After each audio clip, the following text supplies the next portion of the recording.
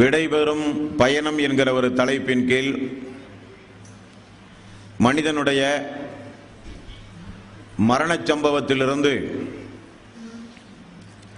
அவர்களுடைய உயிர்கள் பறிக்கப்படுகிற வரை, அதைத் தொடர்ந்து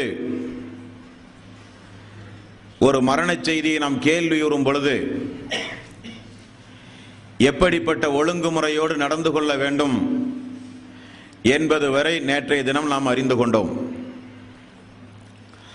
அதைத் தொடர்ந்து இன்றைக்கு நம்முடைய நண்பர்களிலோ நம்முடைய குடும்பத்தினர்களிலோ நம்முடைய உறவினர்கள் யாராவது மரணித்தால் மரணித்த அந்த குடும்பத்தினருக்கு ஆறுதல் சொல்லுவது கூட நபிகள் நாயகம் ஸல்லல்லாஹு அலைஹி வஸல்லம் அவர்களுடைய ஒரு வழிமுறையாக இருந்திருக்கிறது. இந்த உலகத்தில் அதிகம் பாசம் வைத்திருந்த மனிதர்கள், இந்த உலகத்தில் அதிகம் நேசித்து வாழ்ந்து கொண்டிருந்த மனிதர்கள், கணவன் மனைவி, தாய் தந்தை, பிள்ளைகள், இப்படி யாராவது ஒரு வீட்டில் மரணமடைந்தால் மரணமடைந்த அந்த குடும்பத்தினர்கள் மிகுந்த வேதனைக்கு உள்ளாகி இருப்பார்கள். அப்பொழுது ஒரு இறை விசுவாசியுடைய கடமை அவர்களுடைய இல்லத்திற்கு சென்று அவர்களுக்கு ஒரு சில ஆறுதலான வார்த்தைகளை கூறுவது மூமியினுடைய கடமை. அந்த அடிப்படையில் பாருங்கள், நபிகள் நாயகம் ஸல்லல்லாஹு அலைஹி வஸல்லம் அவர்கள் எங்கெல்லாம் அமருவார்களோ அங்கெல்லாம் நாங்களும் அமருவோம். ஒரு நபிமொழி, நஸஈ அஹ்மத் என்கிற நபிமொழி தொகுப்பில் இந்த நபிமொழியை நீங்கள் பார்க்கலாம். அப்பொழுது எங்களோடு ஒரு தோழரும் அமர்ந்து கொண்டிருந்தார். அவர் நடமாடுகிற வயதில் உள்ள ஒரு குழந்தையோடு சபையில் அமர்ந்து கொண்டிருந்தார். அந்த குழந்தை அவரை கொஞ்சுவது, அவர் அந்த குழந்தையின் மீது பாசம் செலுத்துவது, இப்படியே அந்த சபையில் ரசூலுல்லாஹி ஸல்லல்லாஹு அலைஹி வஸல்லம் அவர்கள் முன்னிலையில் அந்த நபித்தோழர் அமர்ந்திருந்தாராம். ரசூலுல்லாஹி ஸல்லல்லாஹு அலைஹி வஸல்லம் அந்த நபித்தோழரை பார்த்து கேட்டார்கள், இந்த குழந்தையை நீங்கள் அதிகம் விரும்புவீர்களா என்றார்கள். ஆமாம் யா ரசூலல்லாஹ், அதிகம் எனது பிள்ளையை நான் நேசிக்கிறேன். நான் எப்படி எனது பிள்ளையை நேசிக்கிறேனோ அதே போல யா ரசூலல்லாஹ், அல்லாஹ் உங்களை நேசிப்பானாக. ஒரு 2-3 நாள் சென்ற பிறகு அந்த தோழரை சபையில் காணவில்லை. ரசூலுல்லாஹி ஸல்லல்லாஹு அலைஹி வஸல்லம் அவர்கள் ஆள் அனுப்பி விசாரித்து பார்க்கும் பொழுது அவருடைய அந்த பாசத்திற்குரிய நேசத்திற்குரிய அந்த குழந்தை இறந்து விட்டிருக்கிறது. அந்த துக்கம் தாழாமல் அவர் ரசூலுல்லாஹி ஸல்லல்லாஹு அலைஹி வஸல்லம் உடைய சபையை விட்டும் ஒதுங்கி அழுது கொண்டே இருந்திருக்கிறார். அவருடைய நிலையை விசாரித்து வந்த தோழர்கள் அந்த செய்தியை சொன்ன உடனே நபிகள் நாயகம் ஸல்லல்லாஹு அலைஹி வஸல்லம் அந்த தோழருடைய வீட்டுக்கு சென்று அந்த தோழரை சமாதானப்படுத்தி அவரிடத்தில் 2 கேள்வி ரசூலுல்லாஹி ஸல்லல்லாஹு அலைஹி வஸல்லம் கேட்கிறார்கள். தோழரே, உங்களுடைய குழந்தை இந்த உலகத்தில் அல்லாஹ் தந்தான். உங்களுடைய வாழ்நாள் முழுக்க அந்த குழந்தையினுடைய மகிழ்ச்சி அடைவது உங்களுக்கு தேவையா, அல்லது அந்த குழந்தை உங்களுக்கு முன்னரே சென்று சொர்க்கத்துடைய வாசலில் நின்று என்னுடைய பெற்றோர்கள் வராமல் நான் செல்லவே மாட்டேன் என்று உங்களை அழைத்து சொர்க்கத்திற்கு செல்லுவதை நீங்கள் விரும்புகிறீர்களா? 2 கேள்வி. உங்களுடைய குழந்தையோடு கொஞ்சி உங்கள் குழந்தையோடு பாசத்தை செலுத்தி சந்தோஷமாக இந்த உலகத்தில் வாழ்வது உங்களுக்கு முக்கியமா, அல்லது உங்களுடைய குழந்தை உங்களுக்கு முன்னதாகவே சொர்க்கத்திற்கு சென்று வாசலில் நின்று பெற்றோர்களை எதிர்பார்த்து எனது தாயும் தந்தையும் வந்தால் தான் யா அல்லாஹ் நான் சொர்க்கம் செல்லுவேன் என்று அந்த குழந்தைகள் உங்களை எதிர்பார்த்து நின்று உங்களை அழைத்து சொர்க்கம் செல்லுவதை நீங்கள் விரும்புகிறீர்களா? யா ரசூலல்லாஹ், நான் எனது பிள்ளை சொர்க்கவாசலில் நின்று என்னை எதிர்பார்த்து சொர்க்கத்திற்கு அழைத்து செல்வதையே நான் விரும்புகிறேன் என்றார்கள். அப்படியே ஆகட்டும் என்றார்கள் ரசூலுல்லாஹி ஸல்லல்லாஹு அலைஹி வஸல்லம். சமாதானமாக இருங்கள், அப்படியே ஆகட்டும். அருகில் இருக்கிற நபித்தோழர் கேட்கிறார்கள், யா ரசூலல்லாஹ், இது இவருக்கு மட்டும் நீங்கள் செய்கிற உபதேசமா? இந்த வாய்ப்பு இவருக்கு மட்டுமா? அல்ல, இந்த சமூகத்தில் இருக்கிற எல்லோருக்கும் என்றார்கள் நபிகள் நாயகம் ஸல்லல்லாஹு அலைஹி வஸல்லம். எவ்வளவு அருமையான வாசகத்தை சொல்லி பாதிக்கப்பட்ட அந்த உள்ளங்களுக்கு. பொதுவாக மனிதனுடைய நாவுக்கு ஒரு அபரிவிதமான சக்தி இருக்குதுங்க. ஒரு சில வார்த்தைகளை பேசினால் ஒரு சில பேர்களுடைய உள்ளம் அப்படியே சந்தோஷப்படும். ஒரு சில வாசகங்களை நாம் பேசினால் அவர்களுடைய மனக்கவலை எல்லாம் நீங்கி, அந்த மனக்கவலை எல்லாம் அவர்களுடைய உள்ளத்திலே இருந்து நீங்கி அவர்கள் மனக்கவலையிலிருந்து உடனடியாக விடுபடுகிற அளவுக்கு மனிதனுடைய நாவுக்கு அல்லாஹ் தஆலா ஆற்றலை கொடுத்திருக்கிறான். நல்லதை பேசுங்கள், அவர்களுக்கு சமாதானம் சொல்லுங்கள், இறந்தவர்களுடைய வீடுகளுக்கு சென்று அவர்களுக்கு வருத்தம் அளிக்கக்கூடிய காரியங்களை மென்மேலும் பேசாமல், அவர்கள் எதன் மூலம் துக்கப்பட்டிருக்கிறார்களோ, எதன் மூலம் மனக்கவலைக்கு அவர்கள் ஆளாகி இருக்கிறார்களோ, அந்த மனக்கவலையை கண்டறிந்து பொறுமையை கடைபிடிக்க சொல்லி சொர்க்கம் சம்பந்தப்பட்ட 4 நல்ல விஷயங்களை சொல்லுங்கள் என்பது இந்த நபிமொழியில இருந்து நமக்கு கிடைக்கக்கூடிய முக்கியமான ஒரு பாடம். இனி ஒரு சம்பவத்தை பாருங்கள். புகாரியில் 1284வது நபிமொழி. இது யார்? ரசூலுல்லாஹி ஸல்லல்லாஹு அலைஹி வஸல்லம் சொந்த மகள் ஜைனப் ரலியல்லாஹு அன்ஹா அவர்களுடைய மகன், அதாவது ரசூலுல்லாஹ்வுடைய பேரன். ரொம்ப பாசம் வைத்திருந்தார்கள் ரசூல் ஸல்லல்லாஹு அலைஹி வஸல்லம். திடீரென சக்கராத்துடைய நேரம், மகள் சொல்லி அனுப்புகிறார், தந்தை எங்கிருந்தாலும் உடனடியாக இங்கே வர வேண்டும் என்று சொல்லி ஒரு தூதரை அனுப்புகிறார். வந்த தூதர் சொல்லுகிறார், யா ரசூலல்லாஹ், உங்களுடைய பேர குழந்தை மகளுடைய மகன் மிகுந்த சிரமத்திற்கு மத்தியில் இருக்கிறாராம், அவரை நீங்கள் வந்து பார்க்க வேண்டுமாம், உங்களுடைய மகள் என்னை தூதராக அனுப்பியிருக்கிறார்கள் என்று சொல்லப்பட்டது. நபிகள் நாயகம் ஸல்லல்லாஹு அலைஹி வஸல்லம், எனது மகளுக்கு போய் சலாம் சொல்லுங்கள். எவ்வளவு சாதாரணமாக அல்லாஹ்வுடைய ரசூல் இந்த பிரச்சனையை எதிர்கொள்கிறார்கள் பாருங்கள். இது நம்முடைய குடும்பத்தில் இருந்தால் நாம் எப்படி நடந்து கொள்வோம், அல்லாஹ்வுடைய ரசூல் எப்படி நடந்திருக்கிறார்கள் என்கிற ஒரு ஒப்பீட்டுக்காக வேண்டி இந்த சம்பவத்தை சொல்கிறேன். தோழரே, எனது மகளுக்கு முதலில் என்னுடைய சலாத்தை சொல்லுங்கள், எனது மகளிடத்திலே சொல்லுங்கள், கொடுத்த அல்லாஹ்வுக்கு எடுக்கிற உரிமையும் உண்டு, அதை மறக்க வேண்டாம் என்று எனது மகளிடத்திலே போய் சொல்லுங்கள்.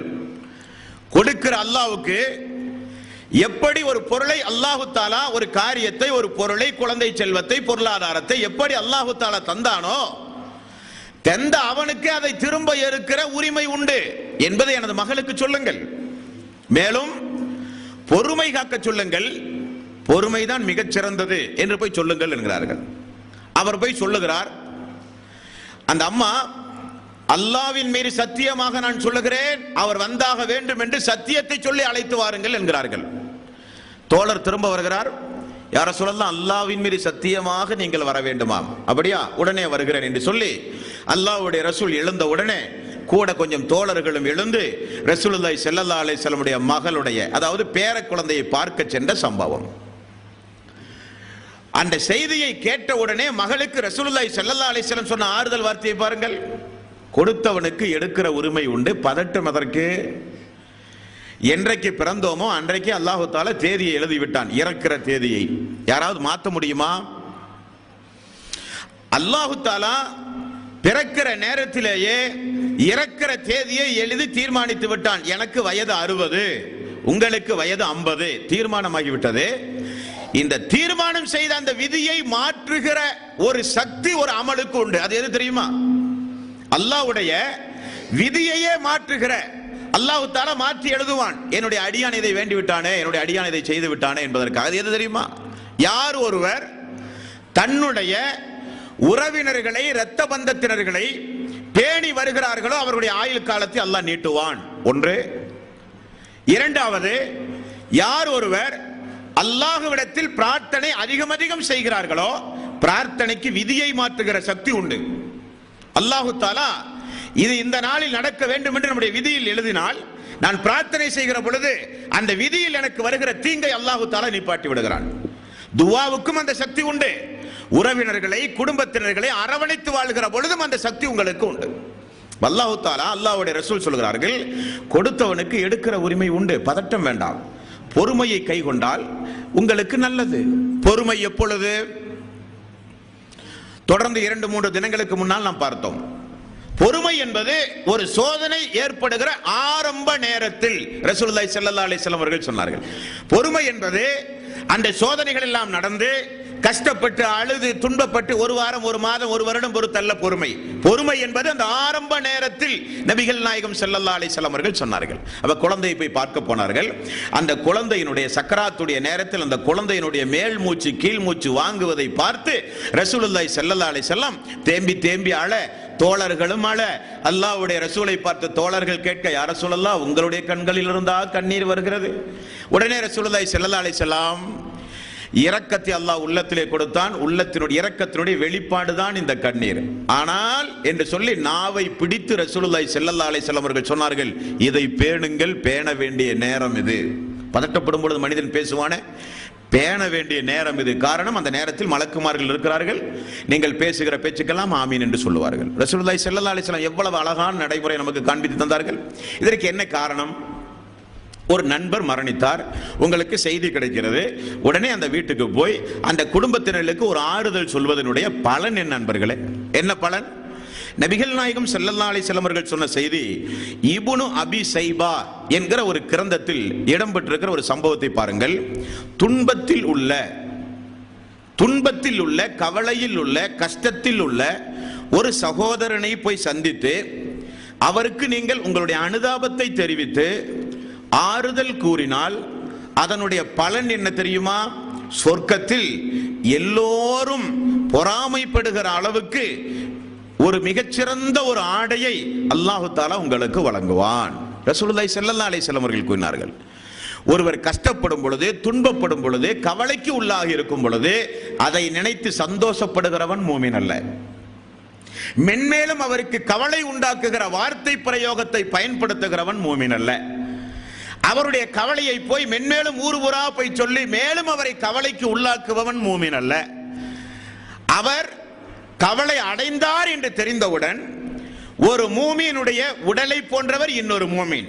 அவருடைய கவலை நம்மை பாதிக்க வேண்டும், அவருடைய வேதனை நம்மை மனவேதனைக்கு ஆளாக்கப்பட வேண்டும். நம்முடைய சகோதரர் எவ்வளவு கஷ்டப்படுகிறார், ஓடி போய் 4 நல்ல வார்த்தை சமாதானமாக சொல்லி, மறுமையை சொல்லி, சொர்க்கத்தை சொல்லி, உலக நாட்டு நடப்புகளை சொல்லி, இப்படி அந்த சகோதரரை அவர் துன்பப்படும் பொழுது, கஷ்டப்படும் பொழுது உடனிருந்து ஆறுதல் சொல்லும் பொழுது சொர்க்கவாசிகள் எல்லாம் பார்த்து, இது என்ன வித்தியாசமான ஆடை, இந்த இவ்வளவு பெரிய கண்ணை கவருகின்ற இவ்வளவு அருமையான ஆடை அல்லாஹ் தஆலா இவருக்கு கொடுத்திருக்கிறானே என்று பொறாமை கொள்கிற அளவுக்கு அல்லாஹ் தஆலா ஆடை அலங்கரித்து அந்த தோழரை பெருமைப்படுத்துவான் என்று நபிகள் நாயகம் ஸல்லல்லாஹு அலைஹி வஸல்லம் அவர்கள் கூறினார்கள். முதலாவதாக தெரிந்து கொள்ள வேண்டியது, மரணப்பட்ட வீட்டிற்கு சென்று நல்ல 4 ஆறுதல் வார்த்தை கூறுவது நமக்கு சிறந்த ஒரு நபி வழியாக இருக்கிறது. அதை நம்முடைய வாழ்வில் நாம் நடைமுறைப்படுத்த வேண்டும். இது இன்றைய தினம் தெரிந்து கொள்ள வேண்டிய முதல் விஷயம். இரண்டாவது, நபிகள் நாயகம் ஸல்லல்லாஹு அலைஹி வஸல்லம் அவர்கள் கூறிய செய்தி முஸ்லிம் என்கிற நபிமொழி தொகுப்பில் 100வது நபிமொழியாக இடம்பெற்றிருக்கிறது. இந்த நபிமொழியை பாருங்கள். அல்லாஹ்வுடைய ரசூல் யாராவது வீட்டில் இறந்து போனால் துக்கத்தை வெளிப்படுத்த அழுவதற்கு ரசூலுல்லாஹி ஸல்லல்லாஹு அலைஹி வஸல்லம் அனுமதி கொடுத்திருக்கிறார்கள். அதே நேரத்தில் அழுகிறோம் என்கிற பெயரில் ஒப்பாரி வைத்து அழுவதோ, மடத்தனமான வார்த்தைகளை சொல்லி அழுவதோ, தன்னுடைய ஆடைகளை கிழித்து கொண்டு அழுவதோ, முகத்தை கீறிக்கொண்டு துக்கத்தை வெளிப்படுத்தவோ, தலைவிரி கோலத்தோடு இருந்து துக்கத்தை நாம் மக்கள் மத்தியிலே காண்பிக்கவோ செய்தல் இஸ்லாமிய மார்க்கத்தில் தடை செய்யப்பட்டது. சாதாரணமான தடை அல்ல. அல்லாஹ்வுடைய ரசூல் பயன்படுத்துகிற வாசகத்தை கேளுங்கள் நண்பர்களே. இறை மறுப்பில் தள்ளும் 2 காரியங்கள் இஸ்லாத்திற்கு வந்த பிறகும் மக்களிடத்திலே உண்டு. இறை நிராகரிப்புக்கே அது உங்களை தள்ளிவிடுமாம். அது என்ன காரியமாம்? யாராவது உங்களிடத்திலே சண்டைக்கு வந்தால், குறும்புத்தனங்களிலே ஈடுபட்டால், அவர்களுடைய குலத்தை, அவர்களுடைய குடும்பத்தாரை இழுத்து வைத்து பேசுவது. சம்பந்தப்பட்ட அவர் உங்களிடத்தில் வம்பு தும்புகளுக்கு வந்தால் அதிகபட்சம் அவரை பேசலாம். அவருடைய தாய், அவருடைய தந்தை, அவருடைய குடும்பம், அவருடைய குலம், கோத்திரம், இவர்களையெல்லாம் வைத்து பேசுவது. இது உங்களை இறை மறுப்பில், இறை நிராகரிப்பில் கொண்டு போய்விடும். ஒரு மனிதர் இறந்து போய்விட்டால் அவருடைய வீட்டிலே அமர்ந்து கொண்டு ஒப்பாரி வைத்து அழுவது, பரமதீர காரியங்களை எல்லாம் எடுத்து சொல்லி இப்படி இருந்தார், அப்படி இருந்தார், இப்படி எல்லாம் வாழ்ந்தார் என்று புகழ் பாடி ஒப்பாரி வைத்து அழுவதும் இறை மறுப்பில் உங்களை கொண்டு போய்விடும். 2 காரியம் மக்கள் மத்தியிலே உண்டு. நபிகள் நாயகம் ஸல்லல்லாஹு அலைஹி வஸல்லம் பயன்படுத்திய வாசகத்தை பார்க்க வேண்டும் என்பர்களே. யாராவது இஸ்லாத்திற்கு வந்தால் ரசூலுல்லாஹி ஸல்லல்லாஹு அலைஹி வஸல்லம் ஆண்களிடத்தில் பையத்து வாங்குவார்கள். கேள்விப்பட்டதுண்டா நீங்கள்? தொழ வேண்டும், நோன்பு வைக்க வேண்டும், ஜக்காத்து கொடுக்க வேண்டும், இப்படி ரசூல் ஸல்லல்லாஹு அலைஹி வஸல்லம் உடன்படிக்கை வாங்குவார்கள். மக்காவிலிருந்து யாராவது மதீனாவுக்கு வந்து இஸ்லாத்தை தழுவுபவர்களாக இருந்தால் உடன்படிக்கையில் ரசூல் ஸல்லல்லாஹு அலைஹி வஸல்லம் ஒன்றை கூட்டுவார்கள். என்ன கூட்டுவார்கள்? தொழ வேண்டும், நோன்பு வைக்க வேண்டும், ஜக்காத்து கொடுக்க வேண்டும், விபச்சாரம் கூடாது, மதுபானம் கூடாது, அந்த வரிசையில் குழந்தைகளை கொல்வது கூடாது. காரணம் மக்காவாசிகளிடத்தில் அந்த பழக்கம் இருந்தது. இதை ரசூல் ஸல்லல்லாஹு அலைஹி வஸல்லம் உடன்படிக்கை வாங்கும் பொழுது மக்காவாசிகளிடத்தில் மட்டும் பிரத்யேகமாக வாங்குவார்கள். பெண்களிடத்தில் ரசூல் ஸல்லல்லாஹு அலைஹி வஸல்லம் உடன்படிக்கை வாங்கும் பொழுது அல்லாஹ்வுடைய ரசூல் என்ன சொல்லி வாங்கி இருக்கிறார்கள் என்பதை அபூதாவுதினுடைய 2724வது நபிமொழியிலே நீங்கள் பார்க்கலாம். நபிகள் நாயகம் ஸல்லல்லாஹு அலைஹி வஸல்லம் பெண்களாகிய எங்களிடத்தில் இந்த உடன்படிக்கையை நீங்கள் மீறவே கூடாது என்று சொல்லி எங்களிடத்தில் அல்லாஹ்வுடைய ரசூல் வாங்கிய உடன்படிக்கை. என்ன உடன்படிக்கை? உங்களுக்கு துக்கம் ஏற்படும் பொழுது நீங்கள் முகத்தில் அறையக்கூடாது. உங்களுடைய முகத்திலேயே நீங்க அடிச்சுக்கிறது கூடாது. சங்கடங்கள் ஏற்படும் பொழுது, துக்கங்கள் ஏற்படும் பொழுது நீங்கள் அந்த சங்கடங்களும் கஷ்டங்களும் உங்களுக்கு ஏற்படும் பொழுது அல்லாஹ்விடத்திலே தீமையை வேண்டக்கூடாது. யா அல்லாஹ், உனக்கு என் பையனைத்தான் கண்ணு தெரிஞ்சுதா, வேற யாரையும் கண்ணு தெரியலையா? யா அல்லாஹ், எவ்வளவோ குடும்பங்கள் உண்டு, அந்த குடும்பத்துக்கெல்லாம் கொடுக்காம என் குடும்பத்துக்கு மட்டுமா தெரிஞ்சது? அல்லாஹ்வை திட்டுவது. யா அல்லாஹ், அவரோடு சேர்ந்து நானும் போறேன், என்னையும் மௌத்தாக்கு என்று சொல்லுவது. அப்படி சொல்லும் பொழுது மலக்குமார்கள் ஆமீன் சொன்னால் என்ன நடக்கும்? அப்ப தீமையை அல்லாஹ்விடத்திலே நீங்கள் வேண்டக்கூடாது. 3வது, உங்களுடைய ஆடைகளை கிழிக்க கூடாது. கோபத்தை கட்டுப்படுத்த வேண்டும். கோபத்தை கட்டுப்படுத்த வேண்டும். கோபம் வரும் பொழுது ஒரு மனிதன் தன்னுடைய நிதானத்தையே இழந்து விடுகிற சூழ்நிலை ஏற்படும். அந்த நேரத்தில் ஆடைகளை கிழித்துக் கொண்டு கோபத்தை வெளிப்படுத்துவது, துக்கத்தை வெளிப்படுத்துவது கூடாது. 4வது, தலையை விரித்துக் கொண்டு அலங்கோல நிலையில் இருத்தல் கூடாது. பெண்களிடத்தில் ரசூல் ஸல்லல்லாஹு அலைஹி வஸல்லம் வாங்கி இருக்கிற உடன்படிக்கையை பாருங்கள் தோழர்களே. தாய்மார்கள் சொல்கிறார்கள், சஹாபி பெண்கள் இந்த உடன்படிக்கையை பெரும்பான்மையான பெண்கள் மீறினார்கள், ஒரு சில பெண்களை தவிர என்று சஹாபை பெண்மணிகள் கூறுகிறார்கள். ஹதீஸிலே பார்க்கிறோம். என்ன காரணம்? என்ன காரணம்? பொதுவாக ஒரு வீட்டில் ஒரு மரண சம்பவம் நடந்தால் ஆண்களை காட்டிலும் பெண்கள் தான் மிகப்பெரிய அளவில் துக்கத்தை வெளிப்படுத்துவார்கள். பெண்கள் தான் அதிகம் நரகத்திலும் இருப்பார்கள். ரசூலுல்லாஹி ஸல்லல்லாஹு அலைஹி வஸல்லம் அவர்கள் கூறினார்கள். அவர்களுக்கு எப்பொழுதுமே பாசம் அதிகம் பெண்களுக்கு. ஆண்களை காட்டிலும் பெண்களுக்கு அல்லாஹு தஆலா எப்படி படைத்திருக்கிறான் என்றால், உணர்ச்சி வசப்படுதல், பாசத்தை வெளிப்படுத்துதல், அன்பை அளவுக்கு அதிகமாக காட்டுதல், இதெல்லாம் அல்லாஹு தஆலா ஆண்களை விட பெண்களுக்கு கொஞ்சம் கூடுதலாகவே வைத்திருக்கிறான். நம்முடைய வீடுகளை சாதாரணமாக பார்க்கலாம். நமக்கு ஒரு குழந்தை பிறந்தால் அந்த குழந்தையின் மீது நாம் வைத்திருக்கிற பாசத்தையும் நம்முடைய மனைவிமார்கள் வைத்திருக்கிற பாசத்தையும் வைத்து பார்த்தால் உங்களுக்கு வித்தியாசம் தெரியும். அல்லாஹ் அப்படித்தான் படைத்திருக்கிறான் அவர்களை. ஆகவே அதிகமான பாசம் வைத்த, அதிகமாக அன்பு வைத்த, அளவுக்கு அதிகமாக பிரியம் வைத்த மகன், கணவன், தன்னுடைய தம்பி, குடும்பத்தில் யாராவது ஒரு ஆள் மரணித்து போனால் அவர்களால் தாங்க முடியாது. உண்மைதான். இருந்தாலும் சொர்க்கத்திற்குரிய பெண்களுடைய லட்சணம் அதுவல்ல. அது அறியாமை கால பெண்களுடைய லட்சணம். ஒப்பாரி வைப்பது, தலைவிரித்து போடுவது, சட்டையை கிழிப்பது, முகத்தில் அடிப்பது, மடத்தனமான வார்த்தைகளை சொல்லுவது, அல்லாஹுவையே ஏசுவது, இவைகளெல்லாம் இறை விசுவாசிகளுடைய பண்பல்ல. துக்கத்தை வெளிப்படுத்துகிற தன்மை இதுவல்ல. இது உங்களை இறை மறுப்பிலேயே கொண்டு போய்விடும் என்று நபிகள் நாயகம் ஸல்லல்லாஹு அலைஹி வஸல்லம் அவர்கள் கூறியிருக்கிறார்கள். அதில் அதிக கவனம் தேவை. புகாரியில் 1294வது ஒரு நபிமொழி. இந்த நபிமொழியும் பாருங்கள். நபிகள் நாயகம் ஸல்லல்லாஹு அலைஹி வஸல்லம் அவர்கள் சொன்னார்கள், நான் அவர்களை விட்டும் ஒதுங்கி விட்டேன், எனக்கும் அவர்களுக்கும் எந்த சம்பந்தமும் கிடையாது ரசூலுல்லாஹி ஸல்லல்லாஹு அலைஹி வஸல்லம் அவர்கள் சொன்னார்கள். இப்படி அல்லாஹ்வுடைய ரசூல் சொன்னால் அந்த வார்த்தை ரொம்ப டேஞ்சரான வார்த்தை. எனக்கும் அவர்களுக்கும் சம்பந்தம் இல்லை, நான் அவர்களை விட்டும் ஒதுங்கி கொண்டேன், இந்த காரியத்திற்கும் எனக்கும் எந்த சம்பந்தமும் இல்லை. இதை புரிந்து கொள்வதற்கு ஒரு உதாரணம் பாருங்கள். காலித் பின் வலீத் ரலியல்லாஹு அன்ஹு போரிலே ஒரு தோழரை கொன்ற ஒரு சம்பவம் போர் முடிந்து ரசூலுல்லாஹி ஸல்லல்லாஹு அலைஹி வஸல்லம் இடத்துல வந்து சொல்லப்படுகிறது. என்ன நடந்தது அங்கே? காலித் பின் வலீத் அவர்கள் ஒரு எதிரியை துரத்தி கொண்டே சென்றார். அவர் காலித் பின் வலீதுடைய பிடியிலே சிக்கிக் கொண்டார். காலித் பின் வலீத் அவர்கள் கொலை செய்கிற நேரத்தில் அவர் அஷ்ஹது அல்லா இலாஹ இல்லல்லாஹ் என்று சொன்னார். காலித் பின் வலீத் அவர்கள் உயிருக்கு பயந்துதான் அவர் சொல்லுகிறார் என நினைத்து அவரை கொன்று விட்டார். இந்த சம்பவம் ரசூலுல்லாஹி ஸல்லல்லாஹு அலைஹி வஸல்லம் அவர்களுக்கு தெரிகிறது. இது ஒரு சம்பவம். ரசூலுல்லாஹி ஸல்லல்லாஹு அலைஹி வஸல்லம் காலிதே, அவருடைய உள்ளத்தை நீ திறந்து பார்த்தாயா என்று சொல்லி உடனே தன்னுடைய 2 கரத்தை உயர்த்தி, அல்லாஹுவே, காலிதுடைய செயலுக்கும் எனக்கும் எந்த சம்பந்தமும் இல்லை.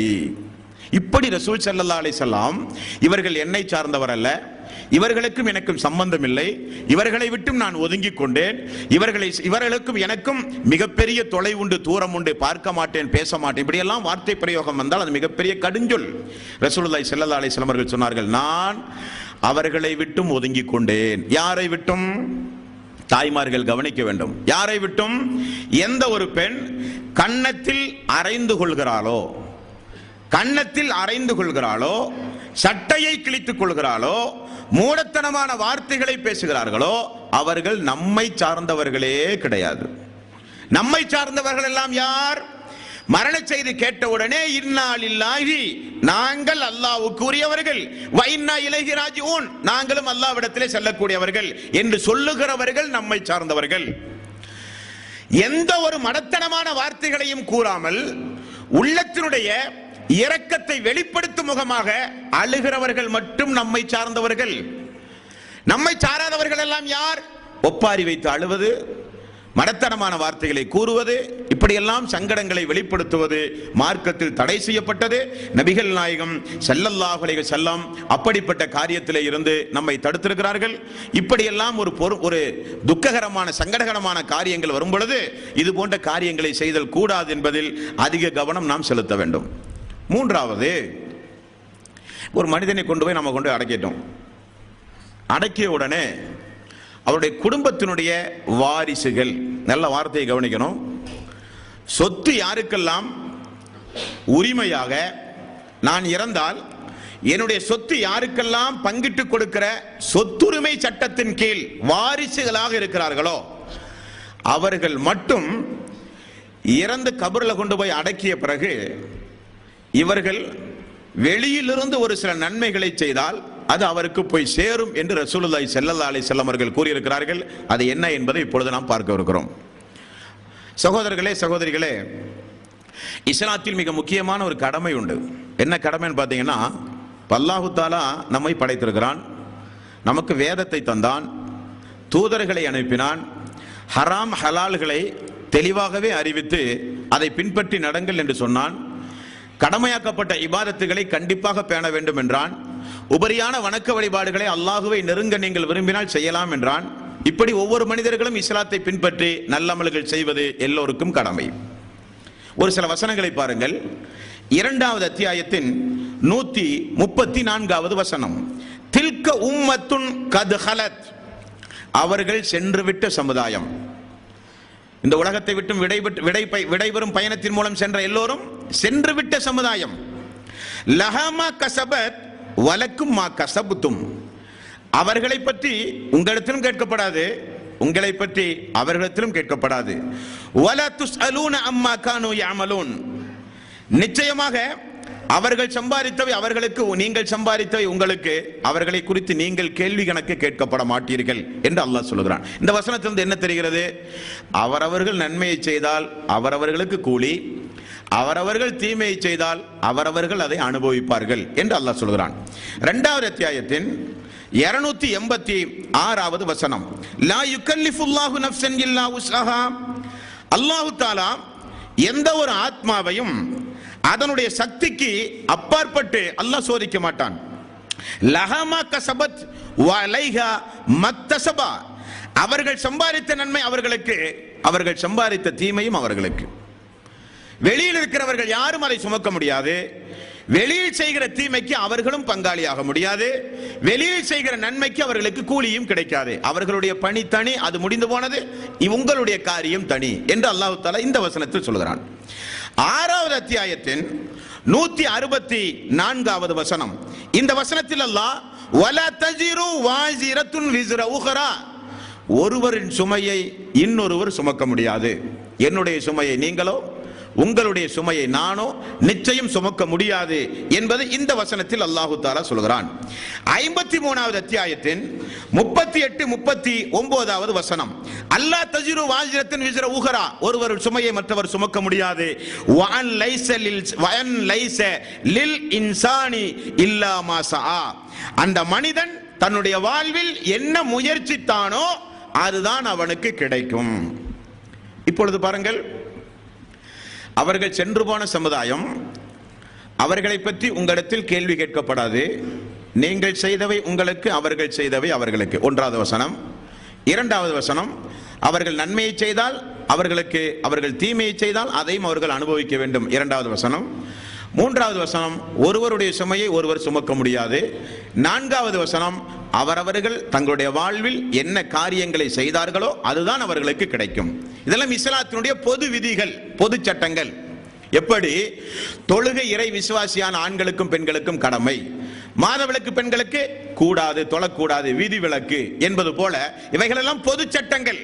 இந்த பொது சட்டத்திலே இருந்து ஒரு சில விதி விலக்குகளை அல்லாஹ்வுடைய ரசூல் கொடுத்திருக்கிறார்கள், ஒரு குறிப்பிட்ட அமல்களுக்கு மட்டும்.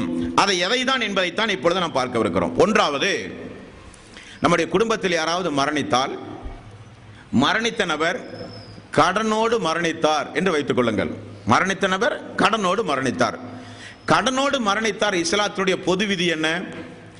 யாராவது ஒருவர் கடனோடு மரணித்தார், அவர் நிச்சயம் சொர்க்கம் செல்ல முடியாது என்று நபிகள் நாயகம் ஸல்லல்லாஹு அலைஹி வஸல்லம் அவர்கள் கூறினார்கள். அல்லாஹ்வுடைய ரசூல் ஒரு நாள் பள்ளியில் அமர்ந்து கொண்டிருந்தாராம். அப்பொழுது ஒரு ஜனாசா கொண்டு வரப்பட்டது. ரசூலுல்லாஹி ஸல்லல்லாஹு அலைஹி வஸல்லம் அவர்களிடத்தில் அந்த தோழர்கள் சொன்னார்கள், யார சொல்லலாம், இந்த ஜனாசாவுக்கு தொழ வையுங்கள். ரசூலுல்லாஹி ஸல்லல்லாஹு அலைஹி வஸல்லம் கேட்ட பதிலை பாருங்கள். இந்த தோழருக்கு சொத்துண்டுமா? இல்லை யார சொல்லலாம். இந்த தோழருக்கு ஏதாவது கடன் உண்டுமா? இல்லை யார சொல்லலாம். அப்பொழுது நான் தொழுகிறேன் என்று தொழ வைக்கிறார். 2வது நாள் இன்னொரு ஜனாசா வந்ததாம். யார சொல்லலாம், இந்த தோழருக்கு தொழ வையுங்கள் என்று சொல்லப்பட்டது. நபிகள் நாயகம் ஸல்லல்லாஹு அலைஹி வஸல்லம் இந்த தோழருக்கு சொத்துண்டுமா என்று கேட்டார். யார சொல்லலாம், 3 தங்க தீனார் அவர் உண்டு. அவருக்கு கடன் உண்டுமா என்று கேட்கப்பட்டது. யார சொல்லலாம், கடனும் உண்டு. அப்ப தீனாரை வைத்து கடனை அடைத்துக் கொள்ளுங்கள், நான் தொழ வைக்கிறேன் என்று ரசூல் ஸல்லல்லாஹு அலைஹி வஸல்லம் தொழ வைத்தார். 3வது நாள் இன்னொரு ஜனாசா கொண்டு வரப்பட்டது. ரசூலுல்லாஹி ஸல்லல்லாஹு அலைஹி வஸல்லம் இடத்திலே தொழ சொல்ல வைக்கப்பட்டது. அல்லாஹ்வுடைய ரசூல் இவருக்கு சொத்துண்டுமா என்றார், இல்லை என்று சொல்லப்பட்டது. கடன் உண்டுமா என்றார், கடன் உண்டு என்று சொல்லப்பட்டது. நான் தொழ வைக்க மாட்டேன், உங்கள் தோழருக்கு நீங்களே தொழ வைத்துக் கொள்ளுங்கள். உடனே ஒரு நபி தோழர் எழுந்து, யா ரசூலல்லாஹ், அந்த கடனை நான் பொறுப்பேற்றுக் கொள்கிறேன் என்று சொன்னவுடன், அப்படியானால் நான் தொழ வைக்கிறேன் என்று ரசூல் ஸல்லல்லாஹு அலைஹி வஸல்லம் தொழ வைத்தார்கள் என்ற ஹதீஸிலே பார்க்கிறோம். புகாரியில் 2291வது நபிமொழி. இந்த நபிமொழியின் மூலம் நமக்கு ஒரு உண்மை புலப்படுகிறது பாருங்கள். கடனாளிக்கு ஜனாசா தொழுகையே கூடாது என்கிற சட்டம் அல்ல. ரசூல் ஸல்லல்லாஹு அலைஹி வஸல்லம் அவருடைய பிரார்த்தனை என்பது அன்றைக்கு வாழ்ந்த மக்களுக்கு மிக மிக முக்கியம். அல்லாஹ்வுடைய ரசூலுடைய துஆவுக்கு அவர்கள் ஆளாவது என்பது அது அல்லாஹ்வுடைய மிகப்பெரிய ஒரு நியமத்துக்குரிய காரியம். அந்த நியமத்தை ரசூல் ஸல்லல்லாஹு அலைஹி வஸல்லம் அந்த இறுதி நேரத்தில் அந்த தோழருக்கு வழங்க மறுக்கிறார். அப்ப கடன்பட்ட ஒரு மனிதர் இந்த உலகத்தை விட்டு பிரிந்து சென்றால் சொத்துக்களை பிரிப்பதற்கு முன்னதாக அவருடைய கடன் பட்டியலை முதலில் எழுத வேண்டும். எத்தனை? ஒரு 10 லட்சம் ரூபாய் சொத்து இருக்கிறது, இறந்து போன மனிதருக்கு 3 லட்சம் ரூபாய் கடன் இருக்கிறது என்றால் கடனை முதலில் நிவர்த்தி செய்து 7 லட்சத்தை தான் சொத்துரிமை சட்டத்தின் கீழ் பங்கு போட வேண்டுமே தவிர கடனைக்குரிய சொத்தையும் சேர்த்து 10 லட்சம் ரூபாயை நீங்கள் செய்தால் நிச்சயம் அவர் சொர்க்கம் செல்ல முடியாது. வெளியில் இருக்கிற அன்பர்கள் மிகுந்த கவனம் இதில் தேவை. காரணம் ஏன் தெரியுமா? இறந்து போன நபர் கடனாளியாக இருப்பார், இறந்து போன நபர் கடன்பட்ட நிலையில் மரணித்தவராக இருப்பார். ஆனால் குடும்பாதிகள் எல்லாம் சேர்ந்து பாருங்கள், அந்த வீட்டில் 3, 7, 40 வருட பாத்தியா என்று பெரிய அளவிலே செலவு செய்வார்கள். அந்த இறந்த அந்த சடங்கு சம்பிரதாயத்தை பெரிய அளவில் செலவு செய்வார். அந்த பணம் இருந்தாலும் அவருடைய கடனை அடைத்து அவரை சொர்க்கத்திற்கு நீங்கள் அனுப்பலாம். அதை செய்ய மாட்டார்கள் இந்த சமூகத்தில். ஆகவேதான் ரசூல் ஸல்லல்லாஹு அலைஹி வஸல்லம், வெளியில் இருக்கிற நீங்கள் அவர் இறந்த உடனே கடன் இருக்கிறதா என்று பாருங்கள், சொத்துக்கு உரிமைப்பட்ட யாராவது அந்த கடனை நீங்கள் பொறுப்பெடுத்து அடையுங்கள், அவர் அப்பொழுதுதான் சொர்க்கம் செல்ல முடியும் என்று நபிகள் நாயகம் ஸல்லல்லாஹு அலைஹி வஸல்லம் அவர்கள் சொன்னார்கள். கடன் பட்டு ஒரு மனிதன் மரணித்தால் வெளியில் இருக்கிற வாரிசுரிமை சம்பந்தப்பட்டவர்கள், அவருடைய பொறுப்பாளிகள் அந்த கடனை அடைத்தால் அவர் சொர்க்கம் செல்லலாம். இரண்டாவது, ரசூல் ஸல்லல்லாஹு அலைஹி வஸல்லம் இடத்திலே சஹாபாக்கள், பெண்மணிகள் அல்லாஹ்வுடைய ரசூல் இடத்திலே வந்து இன்னும் ஒரு சில விஷயங்களை, இறந்த நபருக்கு போய் இது சேருமா யார சொல்லலாம், என்னுடைய தாய் இறந்து போய்விட்டார்கள், அவர்களுக்கு இதை செய்தால் அவர்களுக்கு கூலி கிடைக்குமா யார சொல்லலாம் என்று ஒரு சில விஷயங்களை கேட்டிருக்கிறார்கள். அதில் ஒன்றாவது பாருங்கள், தர்மம் சம்பந்தப்பட்ட விஷயம். அது புகாரியில் 1388வது நபிமொழி. அந்த நபிமொழியை பாருங்கள். யார சூழல்லாம், என்னுடைய தாய் திடீரென இறந்து போய்விட்டார்கள். என்னுடைய தாய் கடைசி வசியத்தாக பேச வேண்டும் என்று நினைத்திருந்தால் கூட தர்மத்தை பற்றி தான் பேசியிருப்பார்கள். ஆகவே நான், மகன், மகள் அந்த தர்மத்தை கொடுத்தால் தாயின் பெயரில் ஒரு 10,000 ரூபாய், இந்த நன்மை எனக்குரியதல்ல, என்னுடைய தாய்க்கு உரியது. ஒரு பள்ளி வாயிலை கட்டுகிறேன், இந்த நன்மை எனக்குரியதல்ல, என்னுடைய தந்தைக்கு உரியது.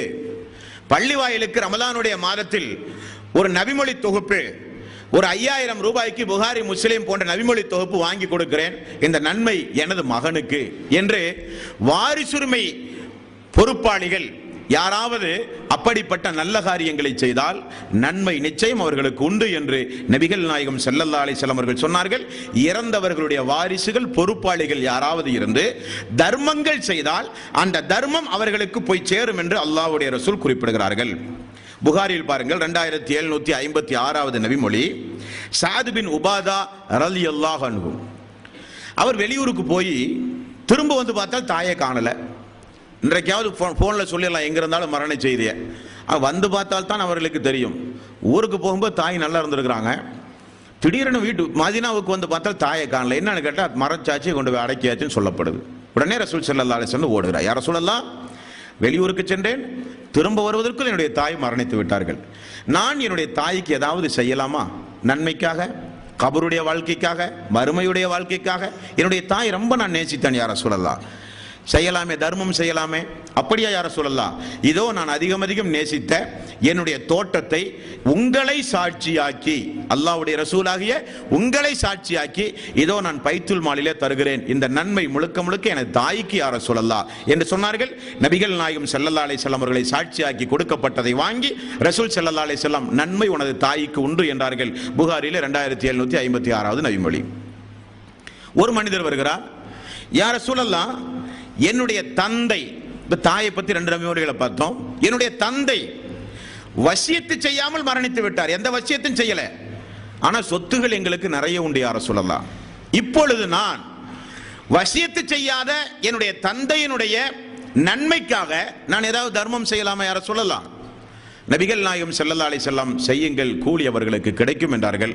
அப்படி ஒரு நபித்தோழர் செய்ததை முஸ்லிமில் 3081வது நபிமொழியாக நீங்கள் பார்க்கலாம். நசை என்கிற நபிமொழி தொகுப்பில் 3604. இந்த நபிமொழி தொகுப்பில் ஒரு தாய்க்கு தர்மம் செய்கிற ஒரு தோழர் அல்லாஹ்வுடைய ரசூலத்தில் கொஞ்சம் கூடுதலுக்காக ஒரு சில விஷயங்களை கேட்கிறார்கள். என்ன கேட்கிறார்கள் யார சொல்லலாம், என்னுடைய தாய் மரணித்து விட்டார்கள், நான் என்னுடைய தாய்க்கு தர்மம் செய்யலாமா? ரசூலுல்லாஹி ஸல்லல்லாஹு அலைஹி வஸல்லம் செய்யுங்கள். உடனே அந்த தோழர் கேட்கிறார், தர்மங்களிலேயே சிறந்த தர்மம் எது யார சொல்லலாம், சொல்லுங்கள், அதை எனது தாய்க்கு நான் செய்ய வேண்டும் என்று கேட்கிறார். ரசூலுல்லாஹி ஸல்லல்லாஹு அலைஹி வஸல்லம் தாகித்த மக்களுக்கு தண்ணீர் கொடுப்பதுதான் தர்மங்களிலேயே மிகச்சிறந்த தர்மம் என்று நபிகள் நாயகம் ஸல்லல்லாஹு அலைஹி வஸல்லம் அவர்கள் சொன்னார்கள். அப்படியானால் ஒரு கிணறு வெட்டுவது, தண்ணீர் இல்லாத பகுதிகளுக்கு சென்று அங்கே அந்த மக்களுடைய தாகத்தை போக்கும் முகமாக தண்ணீருக்குரிய ஏற்பாடுகளை செய்வதே காலமெல்லாம் மிகச்சிறந்த தர்மம் என்று ரசூல் ஸல்லல்லாஹு அலைஹி வஸல்லம் அவர்கள் கூறினார்கள். அப்ப தர்மம் என்பது வெளியில் இருக்கிற வாரிசுதாரர்கள், சொத்து உரிமைப்பட்டவர்கள் அந்த தர்மங்களை செய்யும் பொழுது மண்ணறையில் உள்ளவர்களுக்கு அவர்கள் செய்யாவிட்டாலும் வெளியிலிருந்து செய்கிறவர்களுடைய கூலி அவர்களுக்கு கிடைக்கிறது என்று நபிகள் நாயகம் ஸல்லல்லாஹு அலைஹி வஸல்லம் அவர்கள் கூறினார்கள். இது தர்மம், இறந்து போன மனிதர்களுக்கு நாம் செய்வதன் மூலம் அவர்களுக்கு நன்மை கிடைக்கிறது என்பதை பார்த்தோம். அடுத்தது ஹஜ் என்கிற ஒரு கடமை. இந்த கடமையை ரசூலுல்லாஹி ஸல்லல்லாஹு அலைஹி வஸல்லம் அவர்கள் சொல்கிறார்கள். இந்த கடமை அவர் மீது சுமத்தப்பட்டிருக்கிற ஒரு மனிதர் இறந்து போய் விட்டார். அவருடைய வாரிசுதார் யாராவது அந்த கடமையை, ஹஜ் கடமையை நிறைவேற்றினால் அவருக்கு அதற்குரிய கூலி கிடைக்குமா என்பதற்குரிய விளக்கத்தை பார்க்கும் பொழுது கிடைக்கும் என்பதுதான் ரசூலுல்லாஹி ஸல்லல்லாஹு அலைஹி வஸல்லம் நபிமொழியாக இருக்கிறது. புகாரியில் 1852வது நபிமொழி. இந்த நபிமொழியை பாருங்கள். யா ரசூலல்லாஹ், எனது தாய் ஹஜ் செய்ய நேர்ச்சை செய்திருந்தார்கள். அதற்கு முன்னதாக அவர்கள் மரணித்து போய்விட்டார்கள். நான் அவர்களுக்காக வேண்டி ஹஜ் செய்யலாமா யா ரசூலல்லாஹ்? நபிகள் நாயகம் ஸல்லல்லாஹு அலைஹி வஸல்லம், உன்னுடைய தாய்க்கு கடன் ஏதாவது இருந்தால் அதை நீங்கள் தானே நிறைவேற்ற வேண்டும். ஆமாம் யா ரசூலல்லாஹ், அப்படியானால் நீங்கள் ஹஜ் செய்யுங்கள். காரணம், அல்லாஹுவின் கடனை நிறைவேற்றுங்கள். நிறைவேற்ற அதிக தகுதி படைத்தது அல்லாஹ்வுக்குரிய கடன் தான் என்று ரசூலுல்லாஹி ஸல்லல்லாஹு அலைஹி வஸல்லம் அவர்கள் சொன்னார்கள். அந்த அம்மா ஹஜ் செய்தார்கள். அது சம்பந்தப்பட்ட தாய்க்கு போய் சேரும் என்று அல்லாஹ்வுடைய ரசூல் வாக்குறுதி அளித்தார்கள். இங்கே ஒன்றை நீங்கள் கவனிக்க வேண்டும். உங்களுடைய குடும்பத்தினர்களுக்கு யாருக்காவது, மனைவிக்கோ மகனுக்கோ பெற்றோர்களுக்கு பிள்ளைகளோ யாருக்காவது நீங்கள் ஹஜ் செய்ய நாடினால் ஹஜ்ஜுடைய முதல் சட்டம் என்ன தெரியுமா? முதலில் நீங்கள் உங்களுக்கு ஹஜ் செய்திருக்க வேண்டும். அதற்கு பிறகுதான் நீங்கள் உங்களுடைய தாய் தந்தை, மனைவி, மக்கள், சகோதர சகோதரி, இரத்த பந்த உறவுகளுக்கு நீங்கள் செலுத்த முடியும். இது ஒன்றாவது விஷயம். இரண்டாவது, இந்த பெண்மணி கேட்கிற வாசகத்தை பாருங்கள். யா ரசூலல்லாஹ், என்னுடைய தாய் ஹஜ் செய்ய வேண்டும் என்று நேர்ச்சை செய்திருந்தார்கள். இப்போ உங்களுக்கு பெற்றோர்கள் இருக்கிறார்கள், உங்களுடைய குடும்பமே வறுமையில் இருக்கிறது. வறுமையில் இருக்கும் பொழுது பெற்றோர்கள் இறந்து போய்விட்டார்கள். பெற்றோர்கள் இறந்த பிறகு கொஞ்ச நாள் பொறுத்து மக்களுக்கு சொத்து சுகம் வருகிறது, வசதி வாய்ப்போடு இருக்கிறார்கள். இப்பொழுது அந்த பெற்றோர்களுக்கு நீங்கள் ஹஜ் செய்ய வேண்டுமா என்றால் தேவையில்லை. காரணம், ஹஜ் கடமையான நிலையில் பெற்றோர்கள் இறக்கவில்லை. ஹஜ் கடமை இல்லாத காலங்களில் அவர்கள் இறந்து போய்விட்டார்கள். வசதி இருந்து உடல் ஆரோக்கியம் இல்லாமல் அவர்கள் இந்த உலகத்தில் வாழ்ந்து ஹஜ் செய்ய வேண்டும் என்கிற எண்ணம் இருந்து, அல்லது இப்பொழுது ஹஜ்ஜுடைய மாதம், ரமலானுடைய மாதம் முடிந்தால் ஷவ்வாலுடைய மாதம், ஹஜ்ஜுடைய மாதம் ஆரம்பமாகிறது. ஹஜ் செய்ய வேண்டும் என்று எண்ணுகிறார்கள். ஷவ்வாலுடைய மாதத்தில் திடீரென மரணம் வந்துவிட்டது. அப்பொழுது வாரிசுகள் அவர்களுடைய ஹஜ்ஜை நிறைவேற்றலாம்.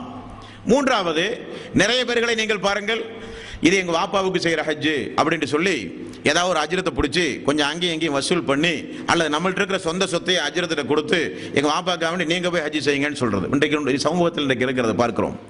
வேறு யாரையாவது ஒரு நபரை பிடித்து அவருக்கு தான் குர்ஆன் வர தெரியும், அவர் தான் பெரிய இல்மாலி, அவர் தான் ஆலிமு அப்படின்னு சொல்லி ஏதாவது பள்ளியில் இருக்கிற ஒரு அஜ்ரத்தையோ மோதினாரையோ பிடித்து எங்க உமாவுக்கு ஒரு ஹஜ் செய்யுங்க, எங்க வாப்பாவுக்கு ஒரு ஹஜ் செய்யுங்க, மக்களுக்கு ஒரு ஹஜ் செய்யுங்க இப்படி சொல்லி அனுப்பலாமா? கூடாது. வாரிசுகள் தான் செய்ய வேண்டும். அதுதான் உயிரோட்டம் இருக்கும். அவர் போய் ஹஜ் செய்ய போகும்போது உங்க வாப்பாவை நினைச்சா துவா செய்வார். அவர் ஃப்ளைட் ஏறுற வரையும் உங்கள்கிட்ட ரொம்ப சென்டிமெண்டலா பேசுவார். ஃப்ளைட் ஏறி முடிஞ்சோன்னா அவருக்கு தான் துவா செய்வார், தவிர உங்க வாப்பாக்கு உங்க அம்மாவுக்கு துவா செய்ய வேண்டிய அவசியம் அவருக்கு கிடையாது. பிள்ளைகளுடைய உணர்வு பூர்வமான துவாவினுடைய பிரதிபலிப்புக்கு அல்லாஹ்வுடைய சன்னிதானத்தில் அளப்பெரிய கூலி உண்டு. நாம் செய்ய வேண்டிய கடமை அது. அப்ப பெற்றோர்கள் அந்த கடமை இருக்கிற நேரத்தில் மரணித்தால் பிள்ளைகளுக்கு கடமை. பெற்றோர்கள் நாமெல்லாம் வறுமையில இருக்கும் பொழுது பெற்றோர்கள் இறந்து போயிருந்தால் அவர்களுக்கு ஹஜ்ஜே கடமை இல்லை. பிள்ளைகள் அதற்காக முஸ்தீபுகள் எடுக்க வேண்டிய அவசியம் இல்லை. இரண்டாவது, நபிகள் நாயகம் ஸல்லல்லாஹு அலைஹி வஸல்லம் இடத்திலே பாருங்கள், இது தாய் சம்பந்தப்பட்ட நபிமொழி. புகாரியில் 6699வது நபிமொழியில் பாருங்கள், யா ரசூலல்லாஹ், என்னுடைய சகோதரி, தாயும் அல்ல தந்தையும் அல்ல, என்னுடைய சகோதரி ஹஜ்ஜுக்கு முன்னால் இறந்து போய்விட்டார்கள். ஹஜ்ஜுடைய மாதம், அவருக்கு நான் ஹஜ் செய்யலாமா? செய்யலாமே, அல்லாஹ்வுடைய கடனை நிறைவேற்றுவதுதானே முதல் வேலை என்று ரசூலுல்லாஹி ஸல்லல்லாஹு அலைஹி வஸல்லம் அவர்கள் சொன்னார்கள். சகோதரிக்கு சகோதரி, பெற்றோர்களுக்கு பிள்ளைகள், பிள்ளைகளுக்கு பெற்றோர்கள், இப்படி இரத்த பந்த உறவினர்கள் ஹஜ் செய்யும் பொழுது, குறிப்பாக அந்த ஹஜ் கடமையான நேரத்தில் அவர்கள் மரணித்திருந்தால் நீங்கள் செய்த ஹஜ்ஜுக்கு கூலி அவர்களுக்கு உண்டு. ஹஜ்ஜுடைய கூலி என்ன? யார் ஒருவர் அல்லாஹ்வுடைய தூதர் காண்பித்து தந்த முறைப்படி ஹஜ் செய்து அந்த ஹஜ் அல்லாஹ்விடத்திலே ஒப்புக்கொள்ளப்பட்டால் அவர்கள் அன்று பிறந்த பாலகனை போல மாறுகிறார்கள். இந்த கூலி அவர்களுக்கு கிடைக்கும். இந்த கூலி அவர்களுக்கு கிடைக்கும். இது நபிகள் நாயகம் ஸல்லல்லாஹு அலைஹி வஸல்லம் அவர்கள் சொன்னார்கள். ஆக தர்மம் எப்படி மரணித்த நபருக்கு வெளியில் இருக்கிறவர்கள் செய்கிற காரணத்தினால் கூலி அவருக்கு கிடைக்கிறதோ, அதே போல வெளியில் இருக்கிற நாம் நமக்காக வேண்டி ஹஜ் செய்து இந்த இரண்டாவது முறை ஹஜ் செய்யும் பொழுது என்னுடைய தாய்க்கு, தந்தைக்கு, மகனுக்கு என்று சொல்லி செய்யும் போது அந்த கூலி அவர்களுக்கு கிடைக்கும் என்று ரசூலுல்லாஹி ஸல்லல்லாஹு அலைஹி வஸல்லம் அவர்கள் சொன்னார்கள். இது ஹஜ் சம்பந்தப்பட்ட காரியம். மூன்றாவது நோன்பு. நபிகள் நாயகம் ஸல்லல்லாஹு அலைஹி வஸல்லம் அவர்கள் சொன்னார்கள், தன் மீது நோன்பு கடமையாக இருந்த நிலையில் ஒருவர் மரணித்தால் அவருடைய பொறுப்பாளிகள், வாரிசுகள் அதை நோற்கட்டும் என்று ரசூலுல்லாஹி ஸல்லல்லாஹு அலைஹி வஸல்லம் அவர்கள் சொன்னார்கள். புகாரியில் 1952வது நபிமொழி. ரமலானுடைய மாதத்தினுடைய நோன்பு கடமையாக்கப்பட்ட நிலையில் பெண்களாக இருந்தால், பிரசவ தாய்மார்களாக இருந்தால் பிரசவ நேரத்தில் அந்த மாதத்தில் அந்த வருடத்தில் நோன்பு வைக்க முடியாது. நோன்பு வைக்கலாம் இருக்கும்போது திடீர்னு மரணம் வந்துருச்சு. என்ன செய்யலாம்? பெற்றோர்கள், பிள்ளைகள், தாய்க்காக வேண்டி அந்த நோன்பை வாரிசுகள் நோக்கலாம். ரமலானுடைய நோன்பு கடமையாக்கப்பட்ட நேரத்தில் அந்த வாய்ப்பு கிடைக்காமல் இறந்து போய்விட்டால் வாரிசுகள் அந்த நோன்பை நோக்கும் போது அவர்களுக்கு அந்த கூலி போய் சேருகிறது. ரசூலுல்லாஹி ஸல்லல்லாஹு அலைஹி வஸல்லம் அவர்கள் சொன்னார்கள். புகாரியில் 1953 அடுத்த நபிமொழிகளை பாருங்கள். என் தாய் மீது ஒரு மாத கால நோன்பு கடமையாக்கப்பட்ட நேரத்தில் யா ரசூலல்லாஹ் எனது தாய் இறந்து போய்விட்டார்கள், அந்த நோன்பை நான் நோக்கவா? அந்த நோன்பு நீங்கள் நோருங்கள். காரணம், அவர்களுடைய கடனை அடைப்பதற்கு அதிக தகுதி படைத்தவர்கள் நீங்கள் தானே, ரசூலுல்லாஹி ஸல்லல்லாஹு அலைஹி வஸல்லம் அவர்கள் கூறினார்கள். அப்போ தர்மம், நோன்பு, ஹஜ் போன்ற வணக்கங்களை அவர்கள் இறந்து போனாலும் வெளியில் இருக்கிற வாரிசுதாரர்கள், பொறுப்பாளிகள் செய்யும் பொழுது அந்த கூலி அவர்களுக்கு போய் சேருகிறது என்று ரசூலுல்லாஹி ஸல்லல்லாஹு அலைஹி வஸல்லம் அவர்கள் சொன்னார்கள். சரி, நம்முடைய தந்தையோ, தாயோ, மனைவியோ, மக்களோ தொழாமல் மௌத்தா போயிட்டாங்க, நாம தொழுதால் அவர்களுக்கு கூலி கிடைக்குமா? கிடைக்காது. காரணம் ஏன்? ஹஜ் என்பது உங்களுடைய ஆயுள் காலத்தில் ஒரு முறை அந்த வாய்ப்பு கிடைக்கும் போது நீங்கள் செய்யலாம். நோன்பு என்பது ரமலானுடைய மாதத்தில் மட்டும்தான் அந்த நோன்பு கடமை என்றல்ல, அது ஆரோக்கியமானவர்களுக்கு மட்டும். பயணிகளுக்கோ, பிரசவ தாய்மார்களுக்கோ, மாதவிலக்கு பெண்களுக்கோ, நோயாளிகளுக்கோ அந்த மாதம் முடிந்தாலும் அடுத்த வருடத்திற்குள் அந்த நோன்பை நீங்கள் நோக்கிற வாய்ப்பு உங்களுக்கு உண்டு. தொழுகையை பொறுத்தவரையில் அப்படி அல்ல. உயிரோடு இருக்கிற நீங்களே அசருடைய தொழுகையை விட்டுவிட்டு மக்ரிபில் போய் சேர்த்து தொழலாம் என்றால் நடக்காது. காரணம், தொழுகை குறித்த நேரத்தில் கடமையாக்கப்பட்ட ஒரு இபாதத். ரசூலுல்லாஹி ஸல்லல்லாஹு அலைஹி வஸல்லம் அவர்கள் கூறினார்கள், மாதவிலக்கு பெண்கள் மாதவிலக்கு நேரத்தில் நோன்பை விட வேண்டும், தொழுகையையும் விட வேண்டும். மாதவிலக்கிலிருந்து தூய்மை அடைந்தவுடன் விட்ட நோன்பை வையுங்கள், விட்ட தொழுகையை தொழக்கூடாது. என்ன காரணம்? தொழுகை என்பது அதற்குரிய நேரத்தில் தொழ வேண்டிய தொழுகை. உயிரோடு இருக்கிற நாமே அந்த நேரத்தை விட்டு தொழுதாலே அந்த தொழுகை அல்லாஹ்விடத்தில் ஏற்றுக்கொள்ளப்படாது என்று வரும் பொழுது ஏற்றுக்கொள்ளப்படாத ஒரு இபாதத்தை எப்படி அடுத்தவர்களுக்காக நாம் செய்ய முடியும்? ஆகவே தொழுகை என்பது யாருக்கும் டிரான்ஸ்ஃபர் ஆகாது. தர்மம், நோன்பு, ஹஜ் இதை மட்டும்தான் ரசூலுல்லாஹி ஸல்லல்லாஹு அலைஹி வஸல்லம் அவர்கள் கூறினார்களே தவிர, எங்க பாபா மௌத்தாகும்போது ஒரு மாசம் தொழுகல, அதனால் நான் ஒரு மாசம் தொழுகிறேன், நடக்காது. அது அவர்களுடைய குற்றத்திற்குரிய காரியம், அவர்களுடைய தீமைக்குரிய காரியம். அது குறித்து அல்லாஹ்வுடைய நீதிமன்றத்தில் கண்டிப்பாக அவர்கள் விசாரணைக்கு உட்படுத்தப்படுவார்கள். தொழுகை என்பது கூடாது. இது போக நம்முடைய சமூகத்தில் இறந்தவர்களுக்கு போய் சேரட்டுமே என்பதற்காக வேண்டி குர்ஆனை முழுக்க முழுக்க ஓதி பார்சல் அனுப்புவது, 3-7-40 ஓதுவது, யாசீன் ஓதுவது, சூரத்துல் ஃபாத்திஹா ஓதுவது, சூரத்துல் பக்கரா ஓதுவது, தல்கீன் ஓதுவது, குர்ஆன் ஓதுதல் என்பது அவர்களுக்கு போய் சேர்கிற நன்மையுடைய பட்டியலில் உள்ள நபிமொழியே கிடையாது. எந்த நன்மையை செய்தாலும் அவர்களுக்கு போய் சேரும் என்றால் இஸ்லாத்தினுடைய அடிப்படையே தவிடுபடியாகிவிடும். ஒரு மனிதன் உயிரோடு வாழும் போது நமக்கு வாப்பா நினைப்பார், நமக்கு தான் 10-20 மக்கள் இருக்க, நாம ஏன் தொழுகணும், நாம ஏன் இஸ்லாத்தின் அடிப்படையில் நடக்கணும், நாம மௌத்தா போனா என்ன செஞ்சாலும் நம்ம சொர்க்கம் போலான்னு சொன்னா மக்கள்கிட்ட பொறுப்பு கொடுத்துட்டு தகப்பெல்லாம் சும்மா இருந்த போதுமே. அது இஸ்லாமிய மார்க்கத்தினுடைய பேசிக்கே கிடையாது, அடிப்படையே கிடையாது. அடிப்படையை தகர்க்கக்கூடிய சிந்தனை. மூன்றுக்கு மட்டும் ரசூலுல்லாஹி ஸல்லல்லாஹு அலைஹி வஸல்லம் விதிவிலக்கு கொடுத்தார். தர்மம், நோன்பு, ஹஜ். இறந்தவருக்கு நீங்கள் செய்யலாம், கூலி உங்களுக்கு உண்டு. கடன்பட்டு மரணித்தால் கடனை நீங்கள் நிவர்த்தி செய்யலாம், அவருக்கு மறுமையில் விசாரிப்பே வராது. முஸ்தபாவுக்கு ஒரு 5000 ரூபாய் கொடுப்பதாக அவர் கடன்பட்டு இருந்தார், இறந்து போனார். ஒரே பயம் அவருக்கு, மறுமை நாளில் முஸ்தபா வருவாரே. பிள்ளைகள் யாராவது அந்த கடனை கொடுத்திருந்தால் விசாரணைக்கு மறுமையில் வராது, விசாரணைக்கு மறுமையில் அது வராது. அப்ப கடன், தர்மம், நோன்பு, ஹஜ் போன்ற இப்படிப்பட்ட காரியங்களை வெளியில் இருக்கிறவர்கள் செய்து அவர்களுக்கு நன்மை சேர்க்கலாமே தவிர, நோன்பு, துவா, திக்ருகள், ஸலவாத்துகள், குர்ஆன் ஓதுதல் இப்படிப்பட்ட காரியங்களை செய்வதால் செய்கிறவர்களுக்கு கூலி கிடைக்குமே தவிர அது வேறு யாருக்கும் போய் சேராது என்பதை கருத்தில் கொள்ள வேண்டும். இது 4வது தெரிந்து கொண்ட விஷயம். அடுத்தது பாருங்கள், ஒரு வீட்டில் ஒரு மரண சம்பவம் நடந்தது. அந்த மரண சம்பவம் நடந்த ஒரு வீட்டில் அதிகபட்சம் அதாவது கணவன் மனைவிக்குரிய சட்டம் அல்ல, அதிகபட்சம் கணவன் மனைவி அல்லாமல் பிள்ளைகளோ, பெற்றோர்களோ, சகோதர சகோதரிகளோ, வளர்ப்பு மகனோ, கணவன் மனைவி அல்லாமல் யாராவது ஒரு வீட்டில் மரணித்தால் அந்த வீட்டில் துக்ககரமாக அழுகை, அதிகப்படியான மேக்கப் சாதனங்கள், உபரியான அழகு சாதனங்களை பயன்படுத்தாமல் அதிகபட்சமாக துக்கம் அனுஷ்டிக்க ரசூலுல்லாஹி ஸல்லல்லாஹு அலைஹி வஸல்லம் குறிப்பிட்ட நாட்களை சொல்லியிருக்கிறார்கள். கணவன் மனைவி, கணவன் இறந்து போனால் பெண்கள் 4 மாதம் 10 நாள் அந்த துக்கம் அனுஷ்டிக்கலாம், அல்லாஹ்வுடைய வார்த்தை. அதே நேரத்தில் கணவன் மனைவியோடு வாழ்ந்து கொண்டிருக்கிறார்கள், மாமனார் இறந்து போய்விட்டார், மாமியார் இறந்து போய்விட்டார், அல்லது கணவனுடைய அல்லது மனைவியினுடைய தாயோ மாமியாரோ கணவன் தாயினுடைய மனைவியினுடைய இரத்த பந்த உறவுகள் யாராவது இறந்து போய்விட்டாலோ, பெற்ற பிள்ளை இறந்து போய்விட்டாலோ சட்டம் என்ன காண்பார்களே? நபிகள் நாயகம் ஸல்லல்லாஹு அலைஹி வஸல்லம் அவர்கள் சொன்னார்கள், 3 நாளுக்கு மேல் துக்கம் கூடாது என்று ரசூல் ஸல்லல்லாஹு அலைஹி வஸல்லம் அவர்கள் தடுத்திருந்தார்கள். கணவனை இழந்த பெண்களை தவிர அவர்கள் மட்டும் 4 நாள் 10 நாள் துக்கம் அனுஷ்டிக்க வேண்டும் என்று ரசூல் ஸல்லல்லாஹு அலைஹி வஸல்லம் அவர்கள் கூறிய செய்தி புகாரியில் 313வது நபிமொழி. வீட்டில் ஒரு மவுத்து நடந்துருச்சேன்னு சொல்லி வாரம் பூரா அழுதுகிட்டே இருக்கக்கூடாது. வீட்டில் ஒரு இழப்பு ஏற்பட்டு விட்டது என்று சொல்லி மாத கணக்காக இருந்தோம்னு சொன்னா நம்முடைய தொழில்கள் பாதிக்கும், மனநோய்க்கு ஆளாயிரும். நபிகள் நாயகம் ஸல்லல்லாஹு அலைஹி வஸல்லம் மிகுந்த அதிக கவனத்தோடு இந்த விஷயத்தை கையாள சொல்லி இருக்கிறார்கள் நண்பர்களே. 3 நாள், அதுக்கப்புறம் இன்னா லில்லாஹி வ இன்னா இலைஹி ராஜிஊன், சாதாரண நிலைக்கு நாம் திரும்ப வேண்டும், திரும்பி ஆக வேண்டும் என்று ரசூல் ஸல்லல்லாஹு அலைஹி வஸல்லம் அவர்கள் சொல்கிறார்கள். அபூ தாலிஃபினுடைய மகன் ஜாபிர் ரலியல்லாஹு அன்ஹு இறந்து போய்விட்டார். குடும்பத்தினர்கள் எல்லாம் 3 நாள் துக்கம் அனுஷ்டிக்க ரசூல் ஸல்லல்லாஹு அலைஹி வஸல்லம் விட்டு விட்டார்கள். 4வது நாள் அல்லாஹ்வுடைய ரசூல் அவருடைய வீட்டுக்கு சென்றார்கள். ஹதீஸ்ல பாருங்க, நஸையில் 5132வது நபிமொழி. ஜாபிருடைய வீட்டுக்கு போய் சொல்கிறார்கள், 3 நாள் முடிந்தது, இனி யாரும் துக்கம் அனுஷ்டிக்க கூடாது, பழைய நிலைக்கு நீங்கள் திரும்ப வேண்டும் என்று ரசூல் ஸல்லல்லாஹு அலைஹி வஸல்லம் அவர்கள் கூறினார்கள்.